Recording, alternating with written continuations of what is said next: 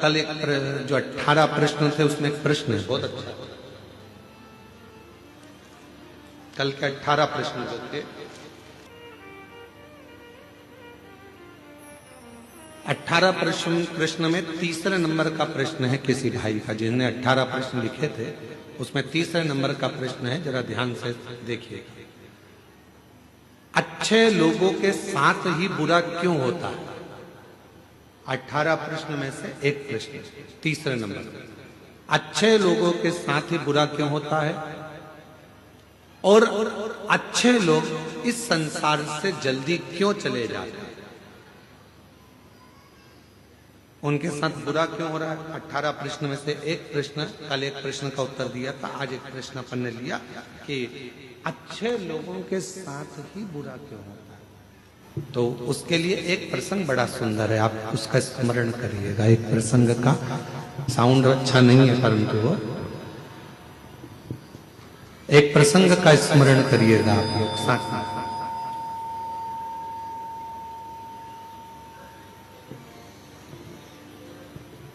एक बार भगवान नारायण और देवऋषि नारद दोनों भ्रमण करने के लिए चले, दोनों घूमने के लिए पृथ्वी पर आ गए और भ्रमण कर रहे थे मृत्युलोक में। घूमते घूमते घूमते घूमते एक सेठ जी के दरवाजे पर, और सेठ जी के दरवाजे पर दोनों ने ब्राह्मण का रूप रखा, और ब्राह्मण का रूप रखकर देवऋषि नारद जी ने भगवान विष्णु जी से कहा कि मुझे बहुत तेज प्यास लग रही है, प्रभु चलो, बहुत पानी पीने का मन कर रहा है, चलो कहीं चलते हैं।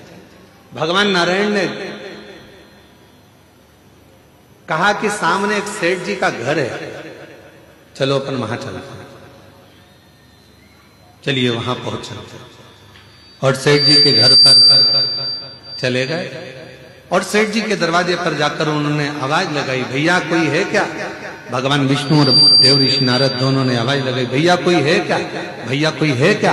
दरवाजा सेठ जी ने खोला, और खोलने के बाद पूछा तुम कौन हो? तो देवऋषि नारद और भगवान नारायण दोनों कह दिए, भैया हम तो पथिक हैं, यहाँ भ्रमण करते करते करते यहाँ आए हैं, भ्रमण करते करते यहाँ पहुंचे हैं, और भ्रमण करते करते हम लोग यहाँ पहुंच गए, हमको बहुत तेज प्यास लगा, क्या आप पानी पिला सकते हो?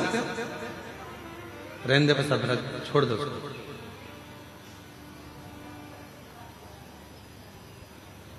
क्या आप हमें पानी पिला सकते हो? और इतने में सेठ जी बाहर आए, दरवाजा खोलकर कहा, नौकर समझ रखा है क्या? तुम्हारे पिताजी छोड़कर गए हैं क्या यहाँ पर किसी को पानी पिलाने के लिए? चलो निकलो यहां से। पानी पीने आए, और सेठ जी ने धक्का मार दिया और दोनों को बाहर निकाल दिया। देवऋषि नारद ने भगवान विष्णु से कहा, इसको धन का अहंकार बहुत ज्यादा, श्राप दे दो इसको कि पूरा बर्बाद हो जाए। इतने में भगवान विष्णु ने पलट कर दोनों हाथ ऊंचे कर कर कह दिया, भगवान करे तेरे घर में और लक्ष्मी बढ़ जाए, तेरे घर में और संपदा बढ़ जाए, तेरे घर में और धन बढ़ जाए। देवऋषि नारद को तो गुस्सा आ गया।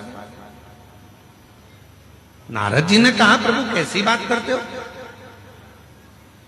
तुम्हें तो इसको श्राप देना चाहिए कि बर्बाद हो जाए, और तुमने उसको आशीर्वाद दे दिया कि उसके घर में और धन आ जाए। कितना बेकार व्यक्ति, उसको और तुम वर देकर जा रहे हो। और आगे चले, नारद जी से भगवान ने कहा चल और आगे चलते। और आगे गए तो एक बूढ़ी माँ का झोपड़ा था, और बूढ़ी माँ के झोपड़ा, छोटा सा झोपड़ा था। दरवाजा बजाया, माँ प्यास लग रही, माँ पानी, माँ बहुत तेज प्यास लग रही है, पानी पीना। बूढ़ी माँ ने दरवाजा खोला, आसन बिछाया, बिठाया, अंदर से पानी लाकर पिलाया, फिर गई गिलास में गरम गरम दूध लाकर दोनों को दे दिया और कहा, लो बाबा दोनों दूध पियो फिर जाओ। और दोनों दूध पीकर जाने लगे। देवऋषि नारद जी ने कहा, देखो कितनी अच्छी माँ है, पानी भी पिलाया, आसन भी दिया, दूध भी पिलाया, प्रभु इसको वर दे दो। भगवान विष्णु ने उसकी ओर देखा और उस बूढ़ी मां को देखकर भगवान नारायण ने हाथ उठाकर कहा, जा, तेरी जो गाय है वो मर जाए।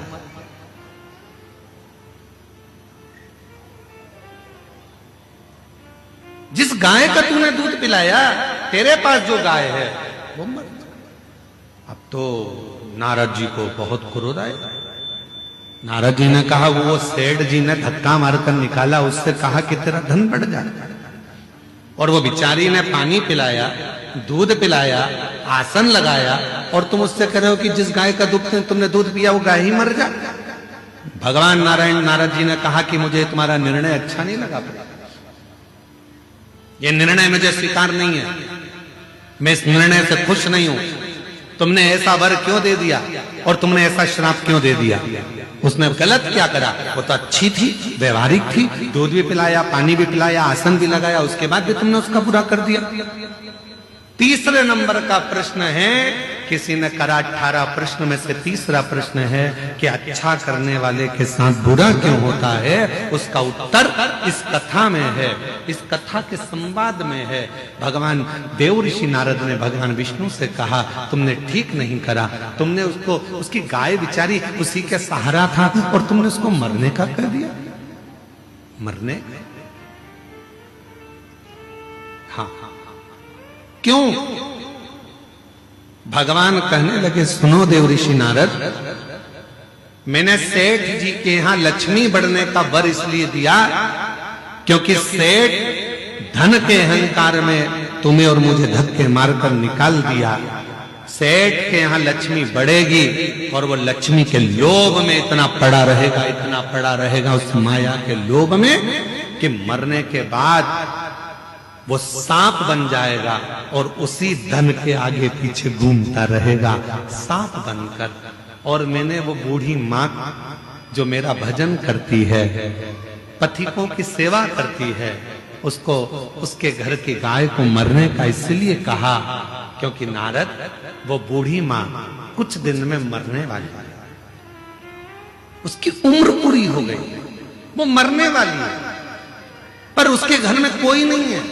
वो दिन रात अपनी बुद्धि में उलझी रहती है कि मेरी गाय का क्या होगा, मेरी गाय का क्या होगा, मेरी गोमाता का क्या होगा, मैं मर जाऊंगी तो मेरी गाय कौन रखेगा, मेरी गाय को कौन पालेगा, इसको चारा कौन देगा, इसको पानी कौन देगा। इसलिए मैंने एक काम कर दिया कि उसको कह दिया कि तेरी गाय मर जाए। अर्थात इस बूढ़ी माँ ने हमें जल पिलाया, इस बूढ़ी माँ ने हमें दूध पिलाया, इस बूढ़ी माँ ने हमें आसन दिया, तो फर्ज मेरा है कि ये जब मरे तो इसकी बुद्धि में गाय ना रह जाए, नहीं तो मरने के समय पर जो याद रहता है उसी की योनि मिल जाती है, फिर वो उसमें भटकेगी, फिर 84 के चक्कर में पड़ेगी। और अगर वो गाय चली गई और उसकी बुद्धि में वो गाय नहीं रही और जब वो प्राण त्यागेगी तो वो मुझ में समा जाएगी, बैकुंठ आ जाएगी, फिर वो भटकेगी नहीं, फिर वो इधर उधर नहीं जाएगी। अभी हमको लग रहा है कि भगवान ने हमारे साथ बुरा करा, लोग कहते हैं अच्छे लोगों के साथ बुरा क्यों होता है, पर याद रखना अच्छे के साथ बुरा इसलिए होता है कि भगवान उसको पकड़कर अपनी मंजिल तक ले जाना चाहता है। बुरा इसलिए हो रहा है कि भगवान उसको संभालना चाहता है, बुरा इसलिए हो रहा है क्योंकि वो उसको हाथ पकड़कर उसकी मंजिल तक पहुंचाना चाहता है। आप उसको समझते नहीं, बस अपनी बुद्धि से लगे और कह दिया बेचारा कितना अच्छा था, मंदिर जाता था, एक लोटा जल चढ़ाता था। कई लोग कहते अरे गुरुजी हम मंदिर गए, हमने भगवान को जल चढ़ाया, भगवान की सेवा करी, भगवान का स्मरण करा, उसके बाद मेरा एक्सीडेंट हुआ, मेरा हाथ टूट गया। अच्छा हुआ कि तूने जल चढ़ाया और हाथ टूटा, नहीं तो उस समय पर तो तेरे प्राण जाने का समय था। पर बड़े तलवार की नोक को भगवान ने सुई की नोक पर निकाल दिया और तेरे हाथ को तोड़कर उस समय की काल घटना को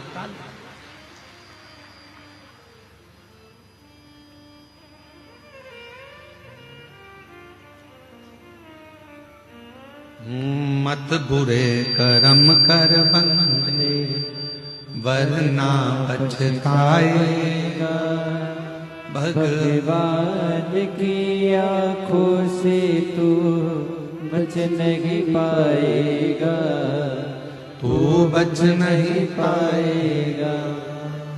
अरे ओ अज्ञानी मत कर नादानी। अरे ओ अज्ञानी मत कर नादानी, तेरे कर्म का फल भी तू ही पाएगा, जैसा किया तूने तेरे आगे आएगा।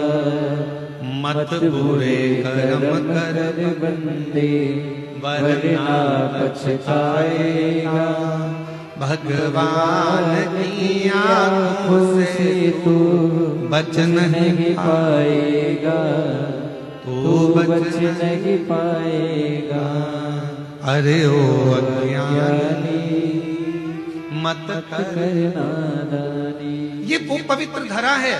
शिव महापुराण की कथा कहती है, शंकर भगवान का चरित्र कहता है, शिव तत्व कहता है। यहाँ हमारा शास्त्र वर्णन करता है कि शिव को पहचानना, शंकर को जानना बहुत कठिन है। शिव गुरु कब आता है, कब जाता है, कब कृपा करता है, किसी को मालूम नहीं पड़ता।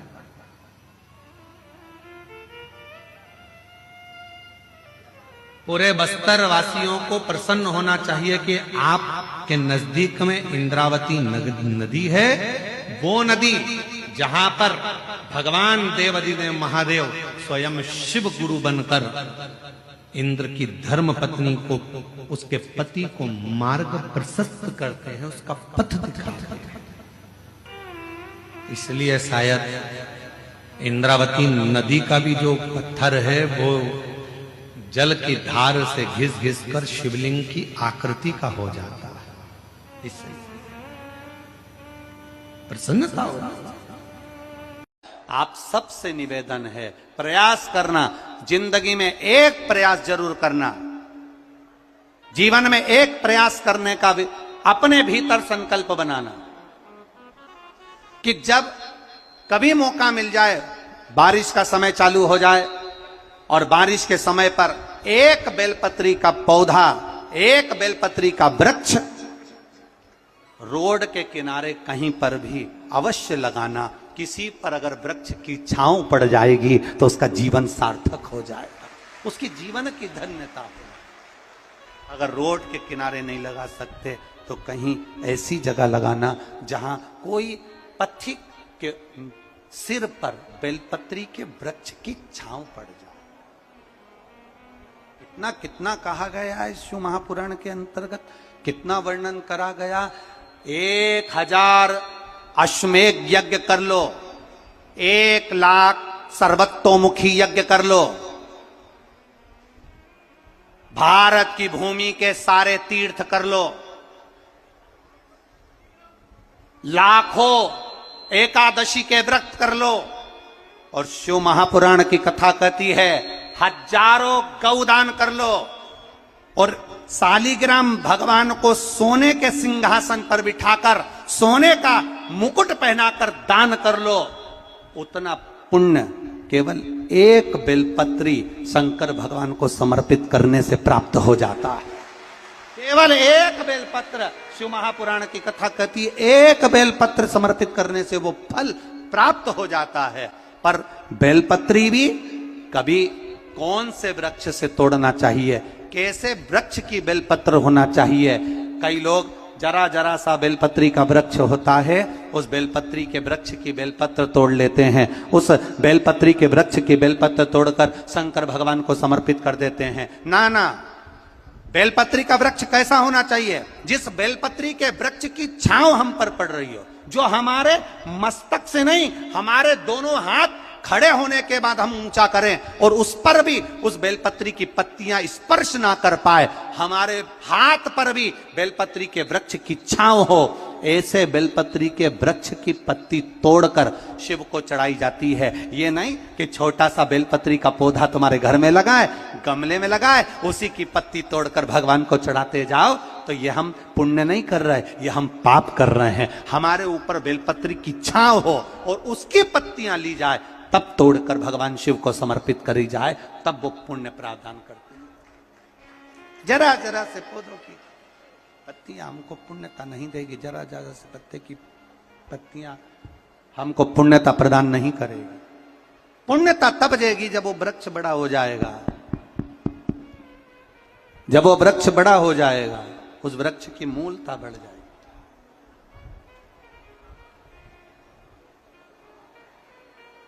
उस वृक्ष की आनंदता बढ़ जाएगी।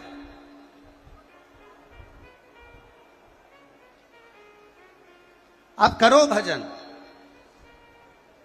कई लोग यहां बैठे हैं ऐसे, ढेर सारे, एक दो नहीं, यहां पर बहुत सारे ऐसे बैठे होंगे। सावन का महीना आया, बेलपत्री तोड़ना है, पूरी की पूरी डाली तोड़ कर लिया है। डाली तोड़ के लाए, पत्तियां निकाली, डाली को उठाकर फेंक दिया और उस पत्तियों को पूरे मोहल्ले में बांट दिया। जी जी तुम भी लो, काका जी तुम भी लो, फूफा जी तुम भी लो, मामा जी तुम भी लो। अब लोगों ने कितना तारीफ करी, हमारी देवरानी का छोरा इतना बढ़िया, सारे मोहल्ले में बेलपत्री दे देता है।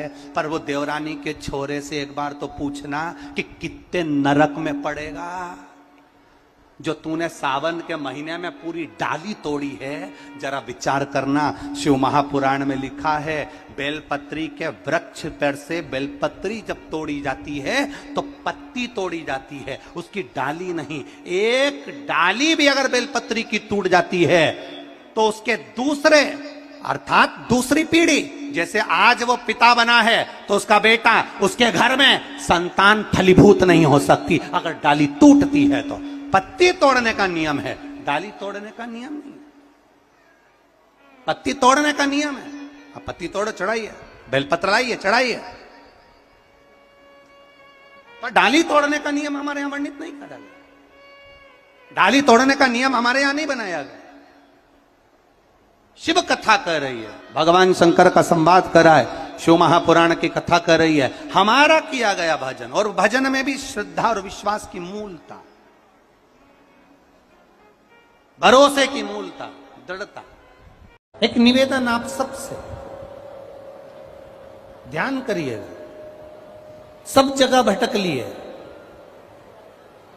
सारी दुनिया में जाकर बोलिया है, जगह जगह जाकर प्रार्थना कर ली, निवेदन कर लिया, तो भी तुम्हारा अगर कोई काम ना बने तब एक काम जरूर करना, एक बेलपत्र, एक शमी पत्र,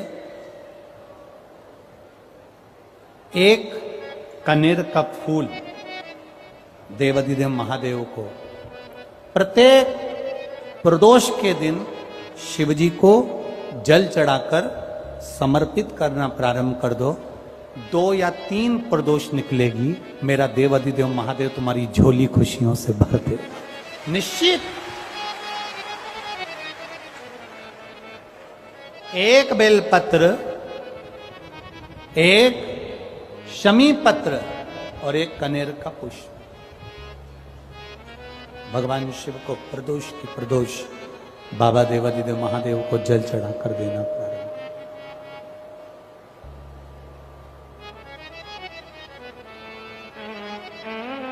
आप दीजिए, वो स्वीकार करेगा।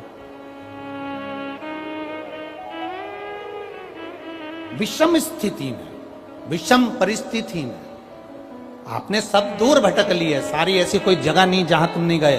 पत्रिका भी दिखाई, वास्तु भी कराया, सारा दुनिया का काम कराया, उसके बाद भी सुख की अनुभूति नहीं। तब देवाधिदेव महादेव की शरणागति पकड़ी।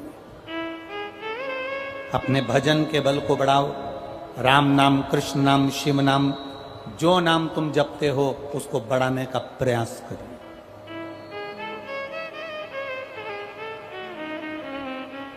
उस भजन के बल को बढ़ाने का प्रयास करिए।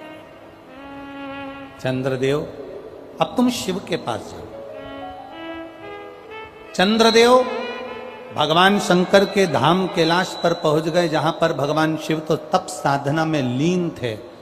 चंद्रदेव को मेरे भोलेनाथ जी ने देखा भी नहीं, क्योंकि वो अपनी तप साधना में लगे थे, भजन में लगे थे, अपनी तप साधना में लीन थे, ध्यान नहीं दिया।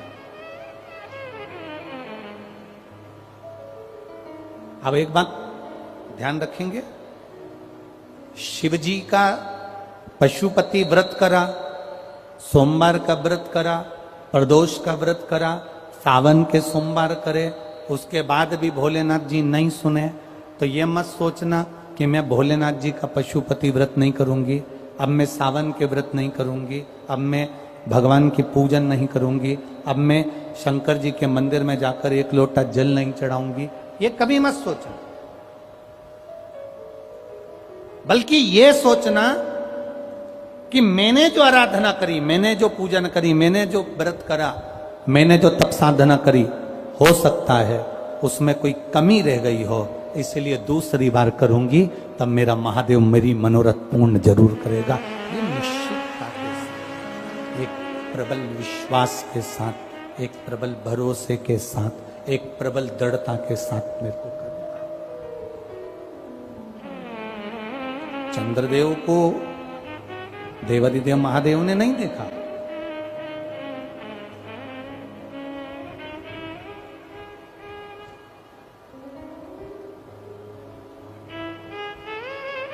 शिवजी ने चंद्रदेव को नहीं देखा, क्योंकि वो तो तप साधना में लगे हुए हैं। कोई तुमसे आकर कह दे कि शंकर भगवान को 50 किलो दूध चढ़ाओगे तो शंकर भगवान प्रसन्न होंगे, तो समझ लेना कि पक्का झूठ बोल रहा है। क्योंकि शिव महापुराण की कथा कहती है, गौ माता का एक छोटी सी चम्मच से भी आधा चम्मच, आधी चम्मच का भी आधा चम्मच, एक बूंद दूध भी गौ माता का, देसी गाय का जल में मिलाकर अगर शिव जी को समर्पित कर दोगे तो मेरा महादेव प्रसन्न हो जाता है। यह जरूरी नहीं कि 50 लीटर चढ़ाओगे, 100 लीटर चढ़ाओगे, 51 लीटर चढ़ाओगे, 108 लीटर चढ़ाओगे तो महादेव प्रसन्न होगा। ना ना ना, शंकर भगवान को रिझाने के लिए तुमको बहुत कीमती शिला की जरूरत नहीं पड़ती।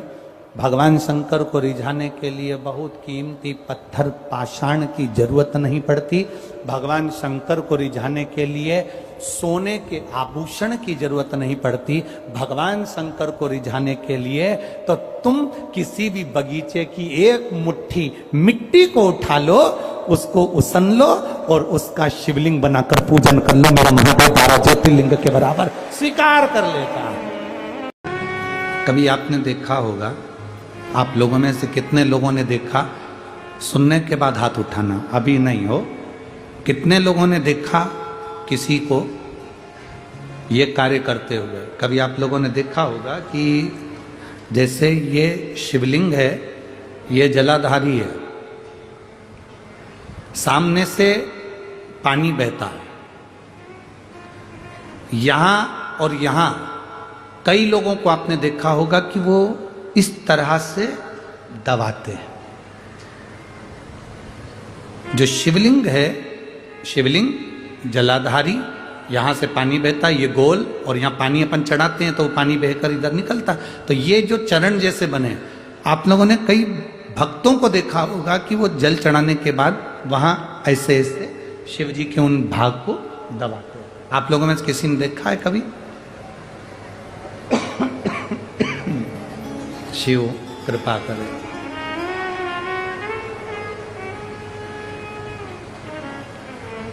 कभी आप लोगों ने देखा होगा? किस किसने देखा? जरा हाथ उठाओ। देखा है सबने? वहां चरण को लोग ऐसा ऐसा धीरे धीरे दबाते हैं। क्यों दबाते हैं? कारण क्या? क्या कारण हो सकता है? 3 स्थान हैं जिसका स्पर्श अलग अलग महत्व देता है। आज 40 गांव की इस कथा में ये चरित्र निकला है, तो जरा अच्छे से समझ लेना।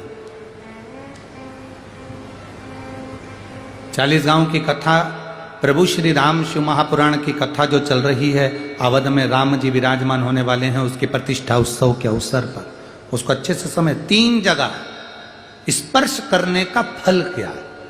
एक, जहां से जलाधारी से पानी बहता है, जो गणेश और कार्तिकेय का स्थान है, उधर हम दबाते हैं, स्पर्श करते हैं, एक वो स्थान। दूसरा, बीच में जो अशोक सुंदरी की जगह है, वहां स्पर्श करते हैं। और तीसरा, जो गोल जलाधारी का जो भाग गोल है, हम उसका स्पर्श करते हैं। ये 3 जगह। अब उसको समझेंगे। 3 जगह स्पर्श का महत्व समझें। मान लो डॉक्टर ने कह दिया कि तुम्हारे गर्भ में जो बच्चा है उसके हृदय में छेद है, तुम्हारे गर्भ में जो बच्चा है इसकी धड़कन नहीं आई है, तुम्हारे गर्भ में जो बच्चा है वो मानसिक विकलांग लगता है, तुम्हारे गर्भ में जो बच्चा है सोनोग्राफी करने के बाद में, अल्ट्रासाउंड करने के बाद में कोई डॉक्टर कहे कि तुम्हारा बच्चा ऐसा है, उस समय पर तुम्हें एक प्रतिक्रिया प्रारंभ करना चाहिए। शिव जी को जब जल चढ़ाने के लिए जाओ, जल चढ़ाने के बाद में जो ये चरण है जहां से पानी बहता है, वहां दोनों साइड बैठकर उस चरण को कम से कम 5 से 7 बार दबाना चाहिए और दबाने के बाद उस हाथ का स्पर्श अपने उदर पर करना चाहिए और श्री शिवाय नमस्तुभ्यम या ओम नमः शिवाय या नमः शिवाय या महामृत्युंजय मंत्र का स्मरण कर लेना चाहिए। 15 दिन के बाद वापिस जांच कराओ, डॉक्टर खुद कहेगा कि अब तुम्हारा बच्चा स्वस्थ है, तुम्हारे गर्भ में जो बच्चा है वो स्वस्थ है।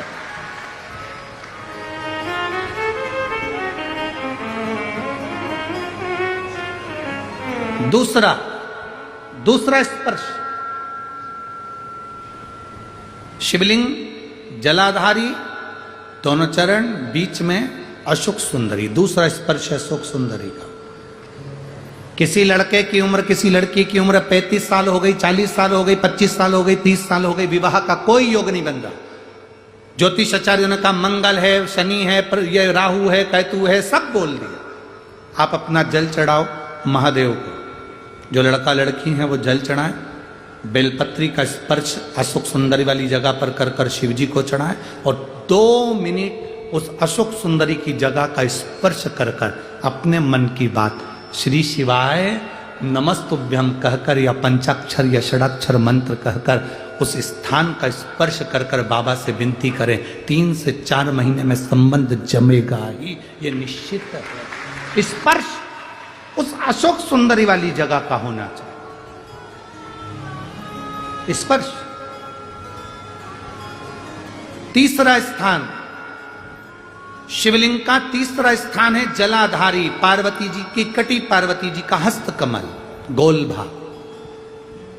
हृदय रोग हो, हार्ट अटैक के लिए बोल दिया, बाईपास कराने का बोल दिया, छल्ला डालने का बोल दिया, कोई पाइप डालने का बोल दिया, कोई एक्सीडेंट का योग बन गया, कोई ऐसा योग बन गया, कोई व्यक्ति मंदिर तक भी नहीं पहुंच रहा है, आप अगर जल चढ़ाकर उस व्यक्ति का नाम स्मरण, गोत्र स्मरण कर कर इस गोल भाग पर अगर अपने हाथ का स्पर्श करेंगे, उसको दबाएंगे और दबाकर बाबा से श्री शिवाय नमस्तुभ्यम कहकर अपने मन की बात कहेंगे, आपको लगभग 1 से 2 घंटे में जवाब मिलेगा कि वो व्यक्ति अब ठीक होना प्रारंभ हुआ।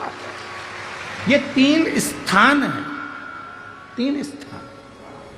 बहुत ध्यान दीजिएगा, थोड़ा सा स्मरण में रहे आपके। कई माताएं कह देती हैं गुरुजी जब हम पार्थिव शिवलिंग बनाते हैं तो वो पूजन करने का जब समय आता है तो उसमें दरार पड़ जाती है। बोलो री जी हाँ, सही है कि गलत है? जब हम पूजन करने का समय होता है तो उसमें दरार पड़ जाती है।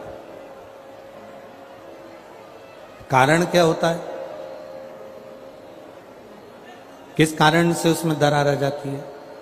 उसमें आपने 3 चीजें नहीं मिलाई। मिट्टी तो आप लाए हो पर उसमें 3 चीजें नहीं मिला पाए। एक,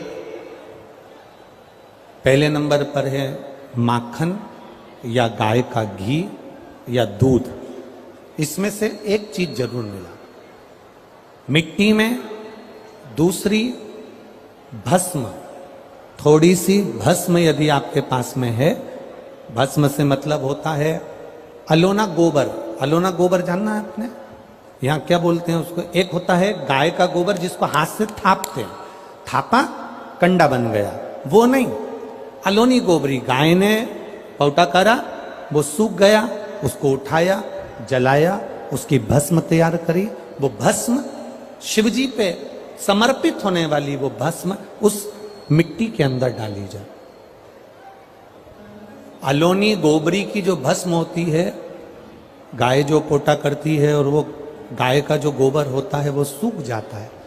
सूखने के बाद जो उसकी भस्म होती है वो भस्म बड़ी काम की होती है। उसको जब जलाते हैं और जलाकर उसकी भस्म बनाते हैं तो वो बड़ी काम की रहती है, बहुत काम। हम तो यहां तक कहेंगे,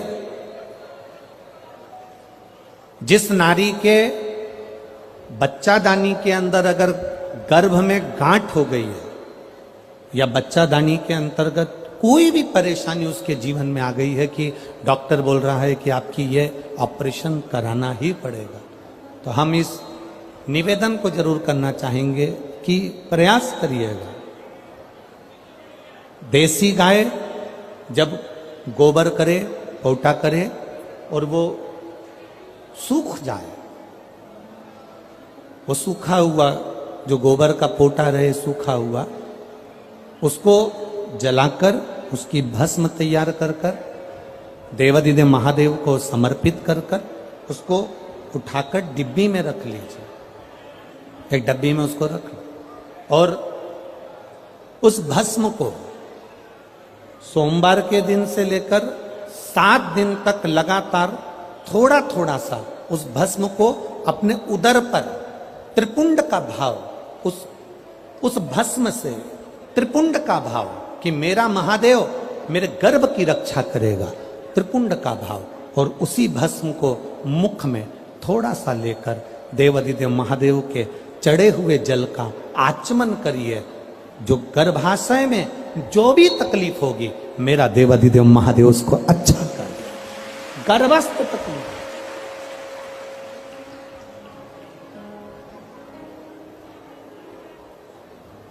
तेरी कृपा बिना हिले एक भी अणु लेते हैं श्वास तेरी कृपा से तनो तनो।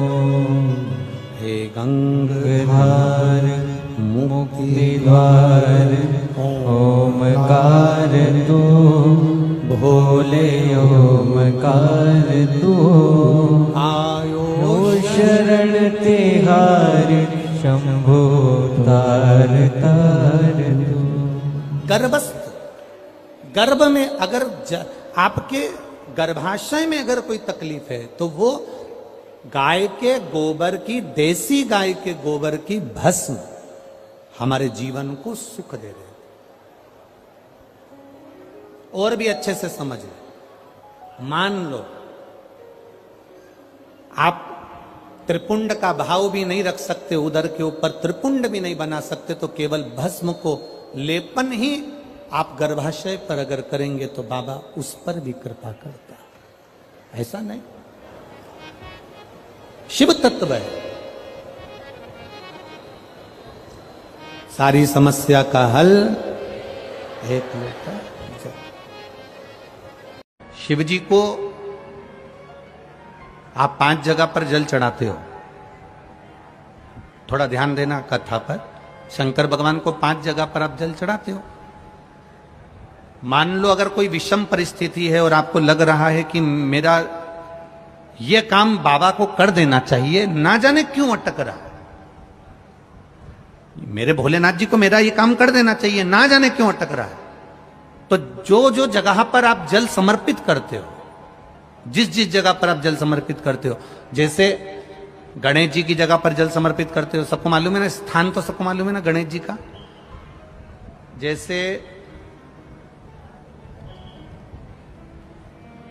ये शिवलिंग है, ये जलाधारी है, ये 2 चरण जहां से जल चढ़ाते हैं तो ये पानी घूमकर यहां से नीचे चले जाता।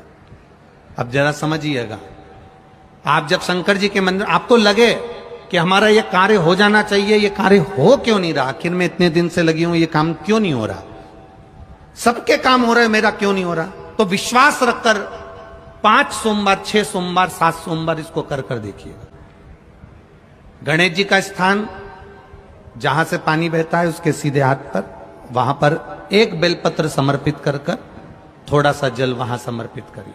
षडानंद कार्तिकेय का स्थान एक बेलपत्र समर्पित कर कर थोड़ा सा जल वहां समर्पित करिए। अशोक सुंदरी का स्थान, थोड़ा सा जल समर्पित करने से पहले एक बेलपत्र, फिर जल, 3 स्थान। चौथा, मां पार्वती जी का हस्त कमल, एक बेलपत्र समर्पित कर कर जल चारों तरफ चढ़ाने के बाद में 5वां, शिवलिंग के ऊपर बेलपत्र समर्पित कर कर पूर्ण जल शंकर को समर्पित कर देना। ये 5 स्थान का चढ़ा हुआ जल आपके जो काम अटक रहे हैं, जो कार्य में आपको तकलीफ आ रही है, आप बाबा को बस एक बेलपत्र और एक लोटे जल में से 5 स्थान पर जल समर्पित करने पर आप तुरंत 2 महीना भी नहीं लगेगा, मेरा विश्वास कहता है 15 या 20 दिन में बाबा उसको स्वीकार करेगा। 15 से 20 दिन। पहला जल कहां चढ़ाना है? जम के बोलो जरा। गणेश जी वाला स्थान। दूसरा, कार्तिकेय वाला स्थान। अब इसको समझ लेना आप अच्छे से। हम ये नहीं कह रहे हैं कि तुम गणेश जी की मूर्ति पे चढ़ाओ, हमने ये नहीं बोला। हमने ये भी नहीं बोला कि कार्तिकेय जी की मूर्ति पे जल चढ़ाओ, हमने ये भी नहीं बोला कि माता पार्वती जी की मूर्ति पे जल चढ़ाओ। आप तो जो शिवलिंग रखा हुआ है और जो जलाधारी गोल है उस पे जो शिवलिंग रखा है, जहां से पानी बह रहा है, उसके राइट हैंड में गणेश, लेफ्ट हैंड में कार्तिकेय, बीच में अशोक सुंदरी, पार्वती जी का स्थान, हस्तकमल और ये शिवलिंग। आपको गणेश जी के ऊपर जाकर जल नहीं चढ़ाना, आपको कार्तिकेय के ऊपर जाकर जल नहीं चढ़ाना, आपको देवी जी के ऊपर जल नहीं चढ़ाना, आपको तो केवल शिवलिंग की जलाधारी पर और शिवलिंग पर जल चढ़ा। पहला स्थान बोलते जाओ जम के, केवल जल नहीं, बेलपत्र फिर जल। दूसरा कार्तिकेय, तीसरा अशोक सुंदरी, चौथा अब पार्वती जी को जो तुम जल चढ़ाओगी और बेलपत्र चढ़ाओगी उसमें तुम्हारा स्मरण होना चाहिए। तुम कहां बैठी हो जल चढ़ाने के लिए, तुम्हारा ध्यान कहां है, कहां बैठकर शंकर जी को जल चढ़ाना चाहिए। आपको पहले भी कथा में कहा, जहां से जलाधारी का पानी बह रहा है इसके ठीक विपरीत जगह में आप यहां बैठ जाओ। उत्तर दिशा में पानी जाता है तो आप दक्षिण दिशा में बैठकर उत्तर की ओर मुख कर कर बाबा के, मां पार्वती जी के हस्त कमल पर बेलपत्र रखोगी, जल चढ़ाओगी और वहीं से बाबा को तुरंत आनंद के साथ में बेलपत्र चढ़ाकर जल चढ़ाओगी।